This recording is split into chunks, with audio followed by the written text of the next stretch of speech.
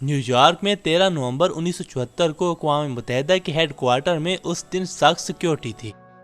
فلسطین کی آزادی کے لیے سرگرم تنظیم فلسطین لبریشن آرگنائزیشن PLO کے سربراہ یاسر عرفات کو اقوام متحدہ کی جنرل اسمبلی کے اجلاس میں تقریر کرنے کے لیے مدعو کیا گیا تھا۔ پہلی بار کسی ایسے شخص کو یہ اعزاز حاصل ہونے والا تھا جو کسی ملک کا قائد نہیں تھا۔ اس زمانے میں عرفات کے قریبی ساتھی اور بعد میں فلسطینی انتظامیہ کے پہلے وزیر خارجہ نبیل شاد کو وہ دن ابھی تک یاد ہے۔ وہ کہتے ہیں کہ عرفات نے پہلی بار وہ چیز تسلیم کی تھی جو انہوں نے پہلے کبھی بھی قبول نہیں کی تھی۔ انہوں نے اپنی داڑھی مکمل طور پر صاف کروا دی تھی اور نیا سوٹ بھی پہنا تھا۔ خاکی سوٹ بہت سلیقے سے استری کیا گیا تھا اور وہ بالکل چمک رہے تھے۔ اس دن عرفات نیو یارک ہوائی اڈے سے بذریعہ ہیلی کاپٹر براہ راست اقوام متحدہ کے صدر دفتر پہنچے تھے۔ ٹھیک اسی وقت کاروں کا ایک قافلہ اسٹوریا ہوٹل کی طرف روانہ ہوا تھا تاکہ عرفات کے مخالفین کو یہ لگے کہ انہیں کار کے ذریعے اپنے ہوٹل لے جایا جا رہا ہے۔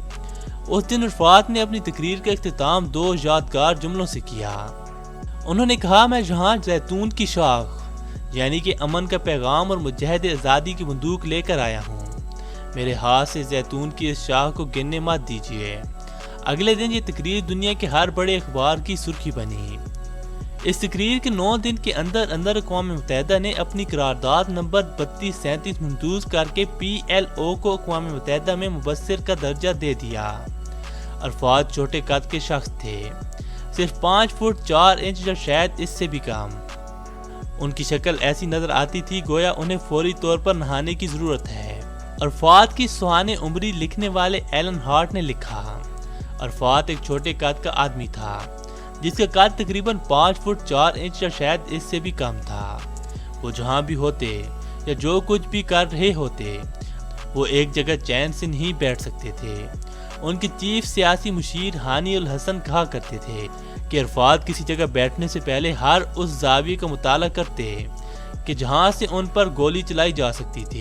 ہم گفتگو میں محو ہوتے تھے کہ عرفات ہمیں اچانک روک کر اپنی جگہ تبدیل کر لیتے۔ ہم نے ان سے اس کی کبھی وجہ نہیں پوچھی۔ ان کا ایک جگہ سے دوسری جگہ جانا اتنا خفیہ رکھا جاتا تھا کہ ان کے قریبی لوگوں کو بھی معلوم نہیں تھا کہ وہ کہاں جا رہے ہیں۔ عرفات ہمیشہ فوجی لباس میں نظر آتے تھے۔ ان کے جوتے ہمیشہ برطانوی فوجی افسروں کی طرح چمکتے تھے۔ یاسر عرفات کی سوانح عمری لکھنے والے بیری روبن اور جوڈتھ کولپ روبن کہتے ہیں، عرفان سوٹ اور ٹائی اس لیے نہیں پہنتے تھے کیونکہ یہ مغربی لباس تھا اور دیگر مہنگے لباس سے عیاشی کا تاثر ہوتا تھا، جس کا مطلب بدعنوانی ہے۔ ان کی داڑھی دیکھ کر کوئی یہ کہہ سکتا تھا کہ وہ ایک غریب فلسطینی کسان ہے۔ ان کا لباس بھی انہیں میدان جنگ میں ایک سپاہی کے طور پر پیش کرتا تھا جس کے پاس ذاتی عیاشی کے لیے وقت نہیں تھا۔ وہ 2 شفٹ میں سویا کرتے تھے، صبح 4 بجے سے 7 بجے تک اور شام کو 4 سے 6۔ اس لیے آدھی رات کے وقت عرفات اپنی بہترین فارم میں رہا کرتے تھے۔ گرے خان کہتے ہیں، جب بھی ان سے ملنے کو کہو تو کبھی بھی منع نہیں کرتے تھے اور ہمیشہ رات کو 11-12 بجے ہی ملتے تھے اور رات کو ہی وہ سب سے زیادہ الرٹ رہتے تھے۔ عرفات ہمیشہ اپنے کمر میں پستول لٹکا کر چلتے تھے۔